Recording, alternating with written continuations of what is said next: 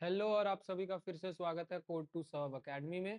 और बच्चों आज ना हम लोग फिर से सेकंड लेक्चर पे मूव ऑन कर गए हैं from the chapter acid bases and salt. Last chapter में हमने क्या पढ़ा था? हमने आइडेंटिफिकेशन ऑफ एसिड पढ़ा था, एसिड्स का क्या बेसिक प्रॉपर्टी होता है, एसिड को कैसे क्लासिफाई कर सकते हैं on the basis of strength as well as origin. Strength के बेसिस पे कैसे वीक एंड स्ट्रॉन्ग एसिड होता है, ओरिजिन के बेसिस पे कैसे जो है मिनरल एंड ऑर्गेनिक एसिड होता है, एंड बेसिसिटी के बेसिस पे कैसे monovalent, divalent, trivalent and tetravalent acids होता है। सॉरी, टेट्रा बेसिक एसिड्स होता है। ठीक है, monobasic, dibasic, tribasic and tetra basic acids होता है। इन सभी के अलावा हमने लास्ट लेक्चर में ही स्टार्ट कर लिया था समझना क्या, केमिकल प्रॉपर्टीज ऑफ एसिड, जहां एसिड का different different category of compounds के साथ रिएक्शन हम लोग देख रहे थे। एंड लास्ट लेक्चर हमारा वहीं पे खत्म हुआ था। आज हम लोग कंटिन्यू करेंगे from the fourth kind of reaction जो हमें कॉमनली एसिड्स के साथ देखने को मिलता है। Now what is this reaction, चलो स्टार्ट करें। देखो आज का हमारा पूरा स्टोरी स्टार्ट होगा रिएक्शन विद सल्फाइड्स से। रिएक्शन विद सल्फाइड्स कहने का मतलब कि जब एसिड्स को हम लोग सल्फाइड से रिएक्ट करवाते हैं तो रिएक्शन क्या होता है और क्या चीजें वहां पर फॉर्म होती हैं। तो देखो पहली बात आपको ये समझना होगा कि सल्फाइड्स को होता क्या है। सल्फाइड्स जनरली SO3 मॉलिक्यूल के साथ बनने वाले कंपाउंड्स को सल्फाइड्स कहते हैं। एक बात और याद रखना कि SO3 जो है इसका भी वैलेंसी कॉमनली हम लोगों को कितना दिखता है, 2 देखने को दिखता है। ठीक है, अब इसके आधार पर चलो रिएक्शन देखो। अगर किसी सल्फाइट को, सल्फाइट यानी मेटल सल्फाइट होगा, जनरली मेटल सल्फाइट या मेटल हाइड्रोजन सल्फाइट होगा। ठीक है, अगर मैं किसी मेटल के सल्फाइट को, जैसे देखो यहाँ CaSO3 जो है वो कैल्शियम सल्फाइट है, जबकि NaHCO3 जो है वो सोडियम हाइड्रोजन सल्फाइट है। इन दोनों कंपाउंड्स को जब मैं एक एसिड से रिएक्ट कर रहा हूँ, दोनों केसेस में we have taken same acid जो कि है HCl। तो वैसे केस में देखो क्या फॉर्म हो रहा है, पहले तो एक सॉल्ट बन रहा है, देखो सॉल्ट बन रहा है, और सॉल्ट के साथ क्या बन रहा है, वाटर, साथ में बन रहा है सल्फर डाइऑक्साइड। ये एक कॉमन ट्रेट है जो कि सारे इस तरह के रिएक्शन में रिपीट होगा। ठीक है, आप किसी भी मेटल सल्फाइड को या हाइड्रोजन सल्फाइड को ले लो, जनरली कोई एसिड ले लो, रिएक्ट कराओ तो यही पैटर्न ऑफ रिएक्शन ऑब्जर्व करोगे। सॉल्ट बनेगा, वाटर बनेगा, SO2 बनेगा। अब देखो वाटर और SO2 तो भाई फिक्स है, सारे ही इस तरह के रिएक्शन में बनेगा। सॉल्ट कौन सा बनेगा वो कैसे डिसाइड होगा, तो सल्फाइट में जो मेटल होगा और एसिड में जो नॉन मेटल होगा वो कंबाइन करके क्या बनाएगा, सॉल्ट बनाएगा। ये रिएक्शन समझ में आया, इस रिएक्शन में कोई प्रॉब्लम नहीं। नेक्स्ट रिएक्शन देखें, तो सल्फाइड्स के जगह कई बार सल्फाइड के साथ भी रिएक्शन हो सकता है। सल्फाइड मींस कि जहां पर एक मेटल सिर्फ सल्फर के साथ बॉन्ड बना करके एक कंपाउंड बना दिया। ठीक, लाइक आप यहाँ देखो, जिंक का सल्फाइड और आयरन का सल्फाइड है। अगर मैं मेटल के सल्फाइड को किसी एसिड से रिएक्ट कराऊं तो देखो कॉमनली क्या मिल रहा है, सॉल्ट हाइड्रोजन सल्फाइड। यही ट्रेड जो है वो मिक्सअप रहेगा, सब जगह देखने को मिलेगा। हाँ, सॉल्ट कौन सा बनेगा ये फिर कैसे डिपेंड होगा, ये डिसाइड होगा देखो यहाँ सल्फाइड्स में जो मेटालिक पार्ट है जैसे जिंक और आयरन, इसके साथ हम लोग इधर एसिड में मौजूद जो नॉन मेटालिक पार्ट है जैसे क्लोरीन और सल्फेट, इसको कंबाइन करके सॉल्ट बना दिए। और हाइड्रोजन सल्फाइड जो कि H2S होता है, इसको याद रख लिए। ये वाला भी पैटर्न ऑफ रिएक्शन क्लियर हो रहा है। इस पैटर्न ऑफ रिएक्शन में कोई प्रॉब्लम किसी भी बच्चे को, ये समझ में आ रहा भाई ये दो तरीके से एसिड्स कैसे रिएक्ट करेगा।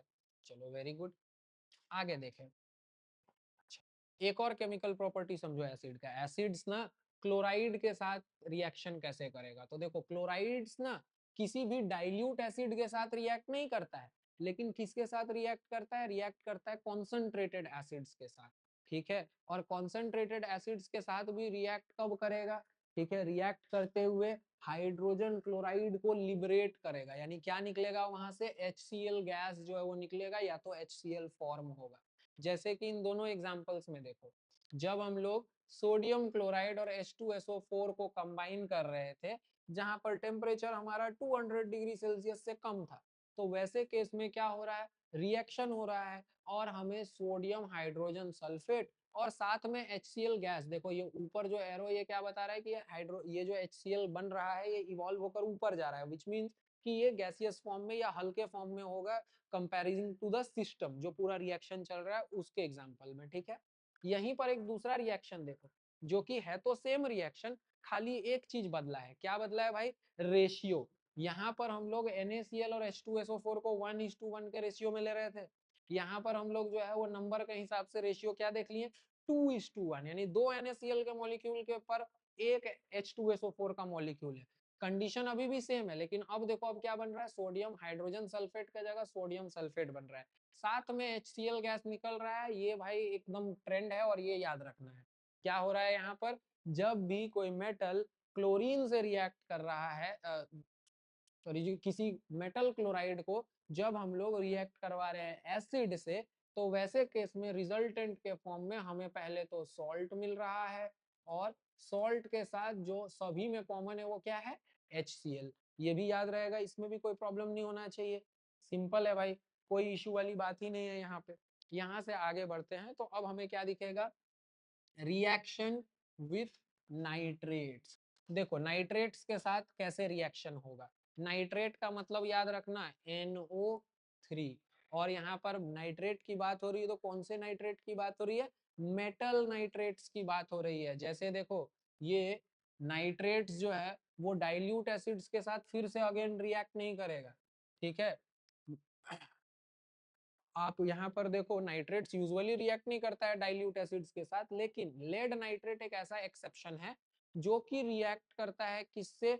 डाइल्यूट फॉर्म ऑफ एसिड से। और क्या बनाता है? देखो लेड नाइट्रेट को जब मैं HCl से रिएक्ट करवा रहा हूँ तो पहले तो एक सॉल्ट बन रहा है जो कि लेड क्लोराइड है, क्योंकि HCl में क्लोरीन है, लेड नाइट्रेट में लेड है, तो लेड और क्लोरीन मिलाकर लेड क्लोराइड बन गया। और साथ में क्या बना? देखो HNO3। Very good. वैसे ही इधर में भी आप देखो फिर से लेड नाइट्रेट को जो है वो H2SO4 से रिएक्ट करवा रहे हैं, तो वैसे केस में H2SO4 से रिएक्ट करके क्या बना रहा है? लेड सल्फेट बना दिया, लेकिन यहाँ फिर से अगेन क्या बनाया है? HNO3। यहाँ भी क्या बना रहा था? HNO3, जो कि एक कॉमन ट्रेंड हम लोग नोटिस कर रहे हैं जब लेड नाइट्रेट को किसी एसिड के साथ रिएक्ट कर रहा है डाइल्यूट फॉर्म में। अब समझो, जो नाइट्रेट्स लेड का डाइल्यूट फॉर्म में रिएक्ट नहीं करेगा वो फिर रिएक्ट करेगा इन कॉन्संट्रेटेड फॉर्म। अब कॉन्संट्रेटेड फॉर्म में जो है वो कैसे रिएक्ट करेगा? किसके साथ? जैसे देखो ये पोटेशियम नाइट्रेट है, ये भी पोटेशियम नाइट्रेट है। पोटेशियम नाइट्रेट जो है वो यूजुअली डाइल्यूट एसिड्स के साथ रिएक्ट करेगा नहीं। कंसंट्रेटेड H2SO4 ले लिए, चलो कंसंट्रेटेड H2SO4 लिए तो जब हमारा रेशियो 1:1 का था मेटल नाइट्रेट और एसिड का कंसंट्रेटेड फॉर्म में, तो देखो मेटल हाइड्रोजन सल्फेट बना, और साथ में फिर देखो ये HNO3 कॉमन था, ऊपर भी बन रहा था, यहाँ भी बन रहा है।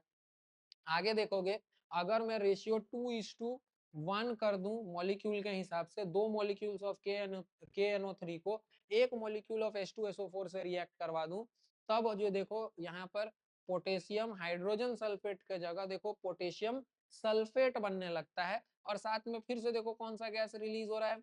HNO3 जो है वो बन रहा है। गैस रिलीज नहीं हो रहा, सॉरी, ये HNO3 एसिड बन रहा है। इसमें कोई प्रॉब्लम नहीं है, यहाँ तक समझ में आ रहा है। अगर हम लोग नाइट्रेट्स को हीट करें कॉन्संट्रेटेड H2SO4 के साथ, तो एक ज्यादा वोलेटाइल एसिड बनेगा, दैट इज नाइट्रिक एसिड। यहाँ पर कोई प्रॉब्लम नहीं है, ये रिएक्शन भी समझ में आया और ये ऊपर वाला एक्सेप्शन भी समझ में आया, इसमें कोई प्रॉब्लम नहीं। यही एक्सेप्शन और यही एग्जाम्पल मिला करके ये पूरा रिएक्शन बना। चलो भाई, इसी के साथ हम लोग जो है वो ऑलमोस्ट जो केमिकल प्रॉपर्टीज है ना ऑफ एसिड्स वो हम लोग कर चुके हैं। अब जरा एक जनरल फेनोमेना देख लेते हैं, जिस फेनोमेना को हम लोग क्या नाम देते हैं?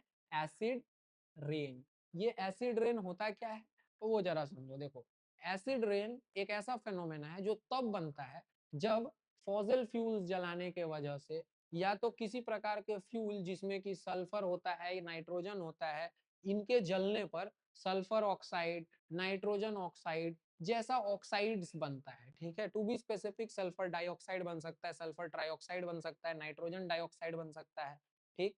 और ये जो ऑक्साइड्स होता है ये क्योंकि नॉन मेटेलिक ऑक्साइड्स है, और नॉन मेटेलिक ऑक्साइड्स कैसा होता है नेचर में? एसिडिक होता है नेचर में, ठीक है।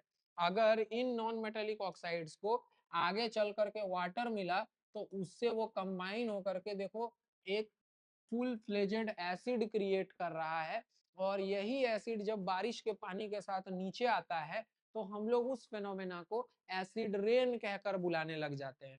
आई होप कि ये पॉइंट जो है वो क्लियर हो रहा होगा भाई।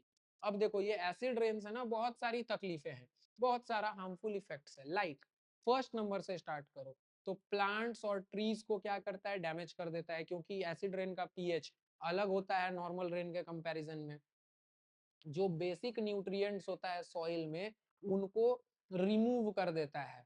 रेस्पिरेटरी डिजीजेस काउज करता है अलग अलग ऑर्गेनिजम्स में इंक्लूडिंग ह्यूमंस, सभी में ये चीज देखने को मिलता है। अब प्लांट्स को भी अफेक्ट करता है, एनिमल्स को भी अफेक्ट करता है।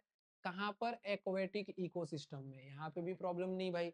और साथ ही साथ जो वाटर पाइप्स होता है, अगर किसी वाटर पाइप से वो रेन वाटर का सप्लाई जा रहा है, बहकर जा रहा है, जिससे कि जिसमें कि एसिड रेन जो बह रहा है, तो उस पाइप में क्या होने लगता है, कोरोजन होने लगता है, जिसके कारण वो पूरा ड्रेनेज सिस्टम कुछ समय के भीतर भीतर कोरोड करके खराब हो जाता है।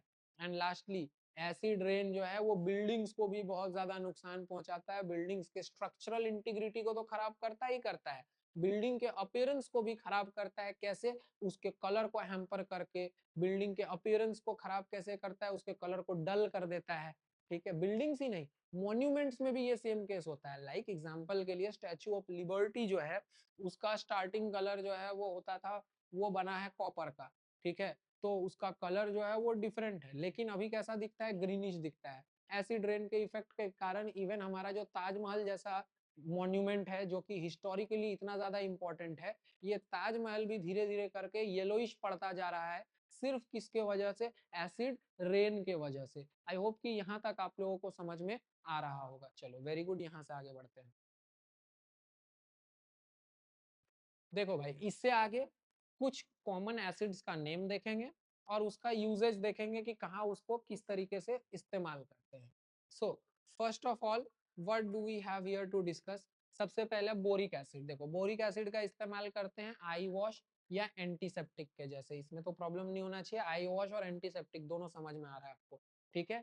सिट्रिक एसिड, ये एक ऐसा एसिड है जो कि सिट्रस फ्रूट्स में नेचुरली पाया जाता है, और इसका इस्तेमाल हम लोग किसके लिए करते हैं भाई, फूड प्रिजर्वेटिव के तौर पर। देखो, किसी चीज में सिट्रिक एसिड मिला दो ना, तो उसके खराब होने का, यानी कि उसका जो शेल्फ लाइफ है वो थोड़ा बढ़ जाता है। किसी चीज में नहीं कह सकते, वो कुछ कुछ चीजों में। ठीक है, सिट्रिक एसिड मिला देने से क्या होता है, उसका शेल्फ लाइफ बढ़ जाता है, और इसीलिए इसको प्रिजर्वेटिव के तरह इस्तेमाल करते हैं। नॉट ओनली प्रिजर्वेटिव, बल्कि देखो विटामिन सी, जो कि एक इंपॉर्टेंट विटामिन है हमारे बॉडी में स्किन हेल्थ, गम हेल्थ को रेगुलेट करने के लिए, ये विटामिन को भी प्रिपेयर करने के लिए सिट्रिक एसिड का इस्तेमाल होता है। Next is oxalic acid. देखो, ऑक्जेलिक एसिड जो आमतौर पर इस्तेमाल किया जाता है इंक स्टेन रिमूवर के तरह, यानी कि अगर कहीं इंक का दाग लग जाता है तो उसको हटाने के लिए ऑक्जेलिक एसिड का इस्तेमाल किया जाता है प्रिसाइजली। वैसे ही कार्बोनिक एसिड का इस्तेमाल फ्लेवर्ड ड्रिंक्स में, जैसे कि जो भी अलग अलग तरीके का कार्बोनेटेड फिजी ड्रिंक्स आता है ना, उन कार्बोनेटेड फिजी ड्रिंक्स में यही कार्बोनिक एसिड होता है। ठीक है। नेक्स्ट इज टैर्टरिक एसिड, जिसका इस्तेमाल बेकिंग पाउडर में करते हैं। थोड़ा सा यहाँ पे खाली रोक कर बताना चाहूंगा। देखो, बेकिंग पाउडर और बेकिंग सोडा दोनों पाया हमारे किचन में ही जाता है, और ऑलमोस्ट सेम चीज के लिए दोनों को इस्तेमाल करते हैं कि हमारा जो भी फूड कंटेंट है वो फ्लफी हो जाए, ज्यादा अच्छे से फूल जाए, सॉफ्ट हो जाए। इसीलिए हम लोग बेकिंग पाउडर या बेकिंग सोडा का यूज करते हैं। लेकिन बेकिंग सोडा और बेकिंग पाउडर में एक बेसिक डिफरेंस ये होता है कि बेकिंग पाउडर जो है उसमें बेकिंग सोडा के साथ टैरेटरिक एसिड मिला हुआ रहता है, जिसके कारण जब वो किसी चीज पे एक्ट करता है तो कड़वा स्वाद नहीं आता है। जबकि जो बेकिंग सोडा होता है, अगर उसको मैं कहीं पर यूज कर रहा हूं, तो यूजुअली जो स्वीट डिशेस होती हैं उनका बेकिंग सोडा टेस्ट खराब कर सकता है। क्यों? क्योंकि बेकिंग सोडा के रिएक्शन के दौरान कुछ ऐसा सब कंपाउंड्स बनता है जो बिटर इन टेस्ट होता है। उसी बिटर इन टेस्ट कंपाउंड को टेरेटरिक एसिड क्या कर देता है, न्यूट्रलाइज कर देता है, जिसके कारण बेकिंग सोडा के कंपैरिजन में बेकिंग पाउडर जो है वो स्वीट डिशेस प्रिपेयर करते समय जो उसका फ्लेवर है वो अफेक्ट नहीं करता है, as well as at the same time उसको फ्लफी भी बना देता है। आई होप कि ये पॉइंट भी समझ में आ रहा होगा बच्चों। चलो वेरी गुड। आगे टर्टरिक एसिड के बाद वी हैव एसिटिक एसिड। इसका बहुत कॉमन यूज है, इसका इस्तेमाल जो है वो विनेगर के तौर पर किया जाता है, यानी कि एसिटिक एसिड का एक डाइल्यूट फॉर्म जो है वो बॉटल में पैक करके दुकान में बिकता है, जिसका इस्तेमाल विनेगर बोलकर करते हैं। क्यों? ताकि या तो अलग अलग खानों में खट्टा स्वाद डाला जा सके, या फिर कुछ चीजों को प्रिजर्व करके रखने के लिए भी विनेगर का इस्तेमाल किया जाता है। नेक्स्ट है हाइड्रोक्लोरिक एसिड, जिसको HCl कहते हैं। और ये HCl ना काफी खतरनाक एसिड है। क्यों? क्योंकि ये स्ट्रॉन्ग होता है, और इसके स्ट्रॉन्ग नेचर के वजह से इसका इस्तेमाल क्लीनिंग ऑफ मेटल आइटम्स के लिए, यानी मेटल के आइटम्स में ऊपर जो extra layer of some rusting आ जाता है या कोरोजन आ जाता है, उसको रिमूव करने के लिए हाइड्रोक्लोरिक एसिड से उसको साफ किया जाता है। Next we have benzoic acid. देखो बच्चा लोग, ये बेंजोइक एसिड जो होता है इसका काम भी प्रिजर्वेशन में होता है, जहां पर preservation of different food materials के लिए उसमें बेंजोइक एसिड ऐड किया जाता है। यही बेंजोइक एसिड आपको डिफरेंट डिफरेंट प्लेसेस पे कभी परफ्यूम बनाते हुए इस्तेमाल करते हुए दिखेगा, कभी मेडिसिन में इस्तेमाल होता हुआ दिखेगा। And if we talk about nitric acid, तो नाइट्रिक एसिड एक बहुत इंपॉर्टेंट सोर्स है एक्सप्लोजिव्स बनाने का। एक्सप्लोजिव्स जैसे कि TNT, जिसे क्या कहते हैं, ट्राई नाइट्रोटोलीन, इस तरीके का एक्सप्लोजिव्स बनाने के लिए नाइट्रिक एसिड का इस्तेमाल किया जाता है। एंड लास्टली बच्चा लोग, फोस्फोरिक एसिड, इसका इस्तेमाल क्यों किया जाता है? फर्टिलाइजर के तौर पर, क्योंकि फोस्फोरिक एसिड जो है वो रिच सोर्स होता है फोस्फोरस का। आई होप यहाँ तक आपको एसिड्स में से जो कॉमन एसिड्स है उसका यूजेज भी समझ में आ रहा होगा। ठीक है, यहाँ तक कोई प्रॉब्लम नहीं है।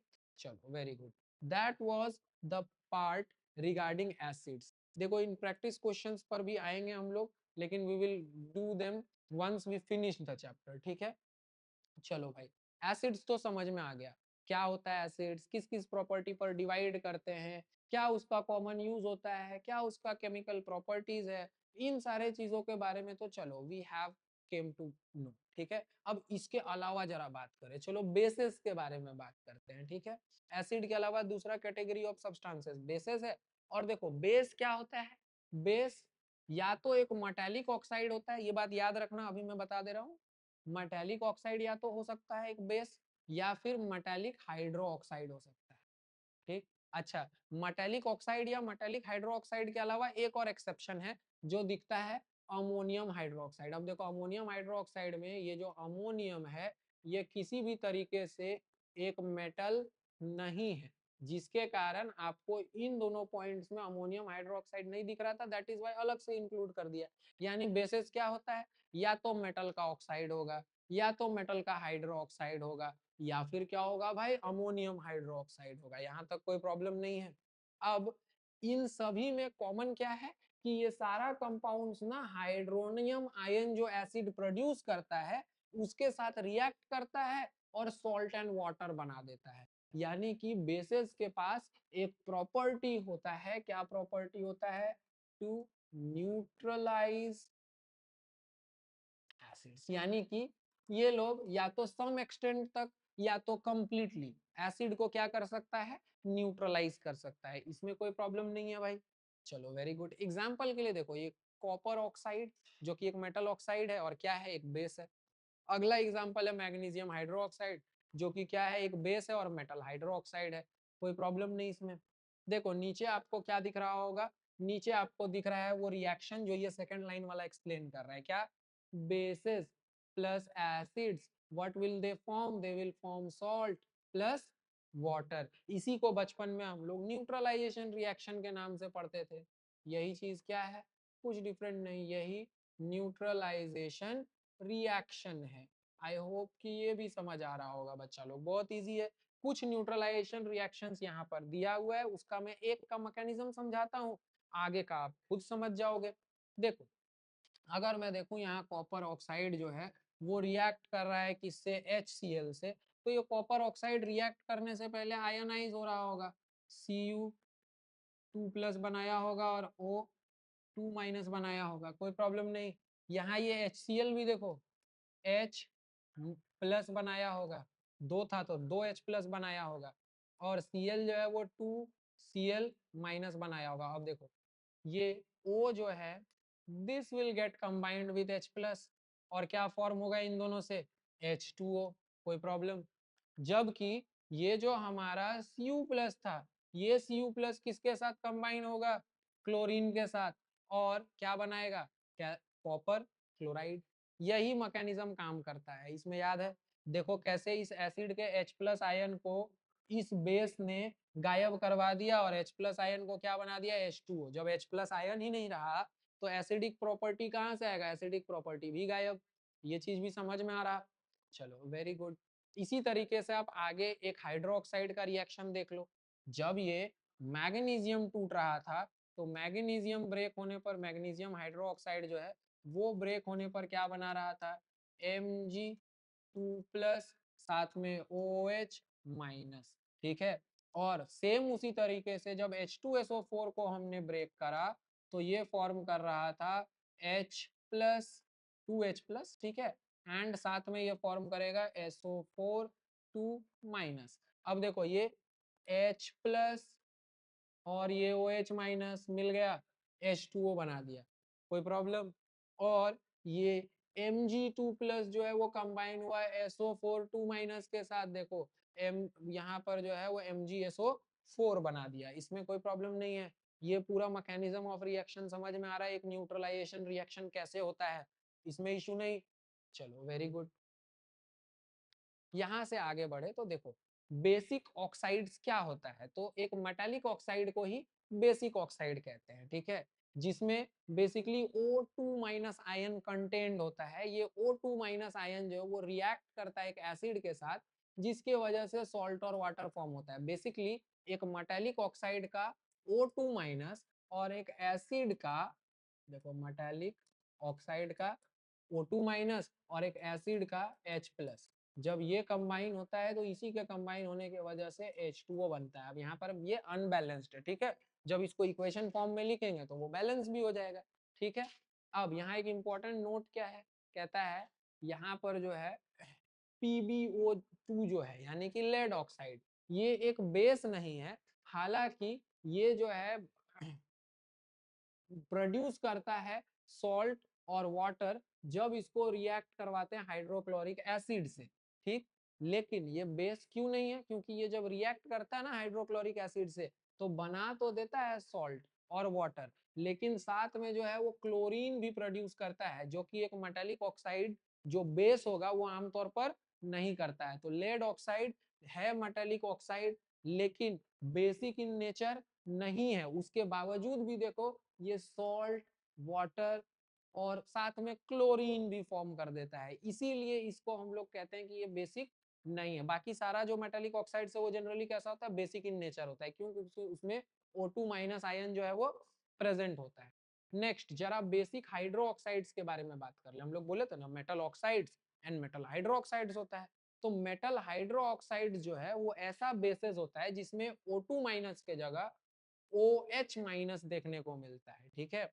ये OH- को हाइड्रोक्साइड आयन कहते हैं, और ये हाइड्रोक्साइड आयन जो है ये OH- और एसिड से आने वाला H+, ये दोनों मिल जाता है जिससे H2O बन जाता है, एसिड का असर खत्म हो जाता है। समझ में आई बात? जैसे एग्जांपल के लिए सोडियम हाइड्रोक्साइड, ये एक बेस का एग्जांपल है जो कि बेसिक हाइड्रोक्साइड है। उसी तरीके से एल्यूमिनियम हाइड्रोक्साइड, ये भी एक बेस का एग्जांपल है जो कि बेसिक हाइड्रोक्साइड है, ऑक्साइड नहीं है। आई होप यहाँ तक भी समझ में आ रहा होगा भाई लोग। चलो यहाँ से आगे बढ़ो। यहाँ से आगे वी विल सी अल्कलीज। क्या होता है अल्कलीज? तो देखो अभी तक हम लोग बेसिस के बारे में पढ़ रहे थे। बेसिस एक बहुत बड़ा ग्रुप है, ठीक है। उस बड़े से बेसिस के ग्रुप में से कुछ बेसिस ऐसा है जो वाटर में सॉल्युबल होता है। ऐसा बेसिस जो वाटर में सॉल्युबल होता है उसको अल्कलीज कहते हैं। यहाँ पर क्या लिखा है? अल्कली जो है वो ऐसा बेसिक हाइड्रो ऑक्साइड होता है जिसको जब पानी में घोल दो तो क्या प्रोड्यूस होने लगता है? OH- आयन प्रोड्यूस होने लगता है, ठीक है। और ये OH- आयन जो है वो ओनली नेगेटिव आयन होता है जब एक अल्कली को घोला जाता है पानी में। ये चीज समझ में आ रहा है? यहाँ तक भी क्लियर है भाई? अदर वर्ड्स में आप दो चीज समझ सकते हो, एक अल्कली एक ऐसा बेस है जो वाटर में सॉल्युबल है, या तो आप इसको ऐसे समझ सकते हो, या तो आप इसको समझ सकते हो कि एक अल्कली जो है वो ऐसा सब्सटेंस है जो OH- आयन क्या करेगा? रिलीज करेगा इन एक्वस सॉल्यूशन। ये चीज भी क्लियर है? चलो वेरी गुड। यहाँ से आगे बढ़ते हैं। Next what do we have here is points to be mentioned. क्या क्या पॉइंट जो है भाई मेंशन करने वाली बात है यहाँ, कि सारा जो मेटेलिक ऑक्साइड्स और हाइड्रो ऑक्साइड्स है वो इनसॉल्युबल होता है, एक्सेप्ट कौन कौन सॉल्युबल होता है, सोडियम, पोटेशियम और कैल्शियम का हाइड्रो ऑक्साइड जो है वो अमूमन जनरली सॉल्युबल होता है। बाकी जो है वो इनके अलावा अमूमन इनसॉल्युबल देखने को मिलता है एक्वस सॉल्यूशन फॉर्म में। जैसे कुछ कॉमन अल्कलीज में सोडियम हाइड्रोक्साइड जिसको कॉस्टिक सोडा कहते हैं इन कॉमन लैंग्वेज, वहीं पर पोटेशियम हाइड्रोक्साइड जिसको कि हम लोग कॉमन लैंग्वेज में कॉस्टिक पोटास कहते हैं, कैल्शियम हाइड्रोक्साइड जिसको स्लेक्ड लाइम के नाम से जाना जाता है, और अमोनियम हाइड्रोक्साइड जो कि एक एक्सेप्शन था खुद बेसेस में। क्यों? क्योंकि बेसेस या तो मेटल का ऑक्साइड या हाइड्रोक्साइड होता था, लेकिन यहाँ पर ये नॉन मेटेलिक रेडिकल का हाइड्रोक्साइड देखने को मिल रहा है। ये चीज भी क्लियर है। चलो वेरी गुड, यहाँ से भी आगे बढ़े भाई। देखो सारा अल्कलीज जो है वो बेसेस नहीं होता है, लेकिन जितना भी बेसेस देखो सारा अल्कलीज जो है वो बेस है, ठीक, लेकिन सारा बेसेस जो है वो अल्कली नहीं है, ये बात याद रखना है। सारा अल्कलीज बेस होगा लेकिन सारा बेसेस अल्कली नहीं होगा। क्यों? क्योंकि समझो बेस है तो बेस है, वाटर सोल्यूबल भी हो सकता है, नहीं भी हो सकता है, लेकिन जो वाटर सोल्यूबल बेस है यानी अल्कली वो भी तो बेस ही कहलाएगा, इसमें कोई प्रॉब्लम नहीं।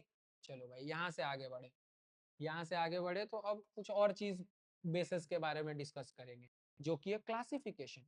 हम लोग बेसिस को एसिड्स के तरह ही स्ट्रेंथ के बेसिस पे क्लासिफाई कर सकते हैं एज स्ट्रॉन्ग बेस या वीक बेस। अब देखो एसिड्स में स्ट्रॉन्ग एसिड या वीक एसिड किससे डिटरमाइन होता था? H प्लस आयन के कंसंट्रेशन से। अब यहाँ हम लोग देखेंगे कि क्लासिफिकेशन ऑफ बेसिस जो है वो किसके बेसिस पे चल रहा है? वो चल रहा है concentration of OH minus ion के बेसिस पे। समझो स्ट्रॉन्ग एसिड्स वो होगा जो ज्यादा OH माइनस आयंस बनाएगा डिसोसिएट होते समय, ठीक है। जैसे NaOH जो है वो कंप्लीटली डिसोसिएट हो जाता है, जिसके कारण ये जो है क्या फॉर्म करता है, ये एक स्ट्रॉन्ग बेस फॉर्म करता है। क्योंकि कहीं भी जब NaOH ऐड करते हैं तो OH माइनस आयंस का कंसंट्रेशन क्या होता है, हाई होता है, बहुत सारा OH माइनस आयंस प्रोड्यूस होता है।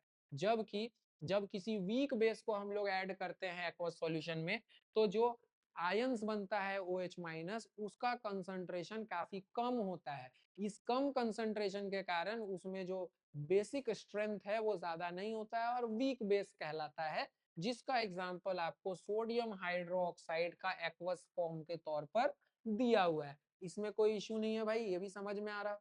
चलो यहाँ से भी आगे बढ़ जाते हैं। Next what do we have here is, अब बेसिस को भी जैसे एसिड्स को बेसिसिटी के बेसिस पे क्लासिफाई करते थे, वैसे ही बेसिस को एसिडिटी के बेसिस पे क्लासिफाई करते हैं। कैसे क्लासिफाई करते हैं भाई? तो पहले समझो एसिडिटी ऑफ बेस क्या होता है।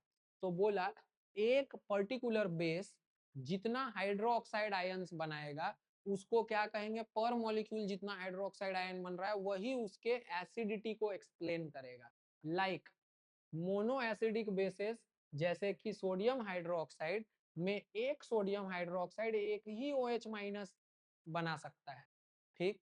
जबकि आप यहाँ देखो कैल्शियम हाइड्रोक्साइड में एक कैल्शियम हाइड्रोक्साइड का मॉलिक्यूल दो OH माइनस आयंस बनाता है, जो कि किसका एग्जाम्पल है, डाई एसिडिक बेस का एग्जाम्पल है। जबकि वैसे ही ट्राई एसिडिक बेस कौन हो जाएगा, ऐसा बेसिस जो कि पर molecule maximum 3 OH minus ions बना सकता है, जैसे कि AlOH3 यानी एल्यूमिनियम हाइड्रोक्साइड करता है।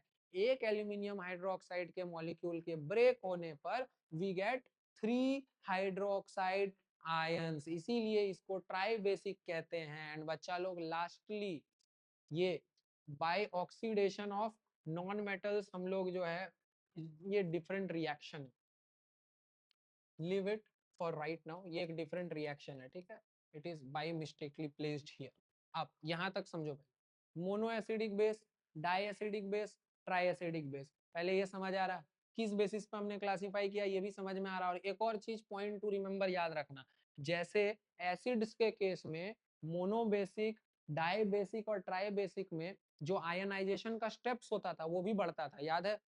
उसी प्रकार से यहाँ पर अगर हम लोग देखेंगे तो यहाँ पर भी मोनो एसिडिक, डाई एसिडिक और ट्राई एसिडिक बेसिस में ये जो आयंस कंप्लीटली आयनाइज हो रहा है ये भी मल्टीपल स्टेप्स में होगा। लाइक मोनो एसिडिक बेस एक स्टेप में टूट जाएगा, OH माइनस आयन बना देगा, जबकि डाई बेसिक बेस को 2 स्टेप्स लगेगा कंप्लीटली सारे OH माइनस आयंस को रिलीज करने में।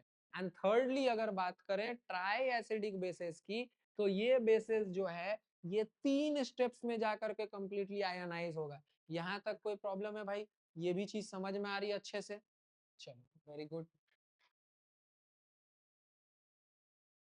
देखो on the basis of composition हम लोग फिर से एसिड्स को 2 पार्ट में डिवाइड कर सकते हैं as concentrated and dilute alkali.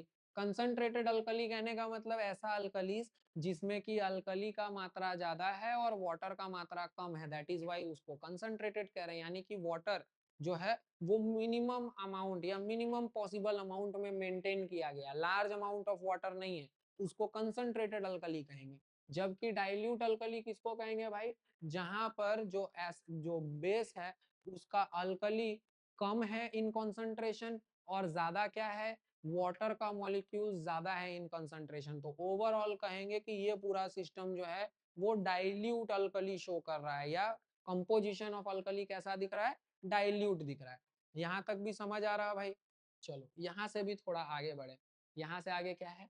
Preparation of basis. Basis को कैसे प्रिपेयर किया जा सकता है, यानी कैसे बनाया जा सकता है। ठीक है, देखो बेसिस को बनाने का तरीका 6 तरीकों में हम लोग देख सकते हैं। फर्स्ट क्या है? देखो पहला है मेटल से डायरेक्टली बनाया जा सकता है। जैसे आपको याद होगा एक रिएक्शन मैग्नीशियम रिबन को बर्न करने पे मैग्नीशियम ऑक्साइड बन जाता था। ये मैग्नीशियम ऑक्साइड और क्या है? बेस ही तो है। तो पहला तरीका है मेटल्स को अगर मैं ऑक्सीजन से रिएक्ट करवा दूं तो मुझे बेसिस मिल सकता है, फर्स्ट। सेकेंड, अगर मैं मेटल्स को कुछ कुछ ऐसा हाईली रिएक्टिव मेटल्स होता है जिसको मैं ऐसे ही वाटर के साथ रिएक्ट करा दूं तो सीधे जो है वो सोडियम हाइड्रोक्साइड बन जाएगा या मेटल हाइड्रोक्साइड बन जाएगा। सम केसेस में जो कम रिएक्टिव मेटल्स होता है वैसे केस में हमें जो है वो पानी को गर्म करके या तो रिएक्ट करवा सकते हैं, तब भी नहीं होगा तो वाटर को स्टीम फॉर्म में लेकर के रिएक्ट करवा सकते हैं। और ऐसे कर करके हम लोग देखेंगे कि वाटर के एक्शन के साथ भी डिफरेंट डिफरेंट मेटल्स को हम लोग कन्वर्ट कर सकते हैं इनटू बेसिस। इसमें कोई प्रॉब्लम नहीं है। देखो नेक्स्ट है by the action of water on soluble metallic oxides. देखो कुछ ऐसा मेटालिक ऑक्साइड्स होता है जो पानी में घुल जाता है, तो अगर उन सॉल्युबल मेटालिक ऑक्साइड्स को मैं पानी में मिक्स करूं तो उसके वजह से जो रिएक्शन होगा it will also result in an alkali, जो कि एक तरीके का बेस ही है बेसिकली। देखो सोडियम ऑक्साइड था, इस सोडियम ऑक्साइड को मैं पानी में मिला देता हूं तो सोडियम हाइड्रोक्साइड बन जाता है। ये भी बेस को प्रिपेयर करने का एक मेथड है, इसमें कोई प्रॉब्लम नहीं है। यहाँ से आगे देखे तो एक तरीका है डबल डिकम्पोजिशन रिएक्शन से भी मैं बेसिस को फॉर्म कर सकता हूँ। लाइक आप यहाँ देखो आयरन क्लोराइड था उसको रिएक्ट करवाया सोडियम हाइड्रोक्साइड से और एक डबल डिस्प्लेसमेंट रिएक्शन हुआ, यानी कि यहाँ Cl3 चला गया इधर Na के पास, OH चला गया Fe के पास, आयरन हाइड्रोक्साइड बना और साथ में NaCl बना। देखो कैसे एक बेस दूसरे बेस में कन्वर्ट हो गया। ठीक है, कैसे? डबल डिस्प्लेसमेंट से।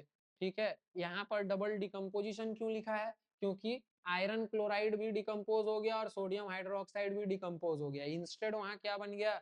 आयरन हाइड्रोक्साइड बन गया और साथ में सोडियम क्लोराइड बन गया। आई होप ये पॉइंट भी अच्छे से बच्चा लोग समझ में आ रहा है आपको।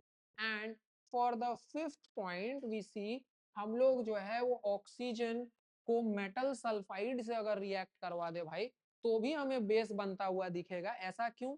क्योंकि देखो ऑक्सीजन सल्फर से ज्यादा रिएक्टिव होने के कारण किसी भी मेटालिक कंपाउंड में जहां मेटल सल्फाइड है उसमें से सल्फर को क्या कर देता है? डिस्प्लेस कर देता है और मेटल ऑक्साइड बना देता है। इसमें पहले कोई प्रॉब्लम है? ये चीज भी समझ में आ रहा है भाई?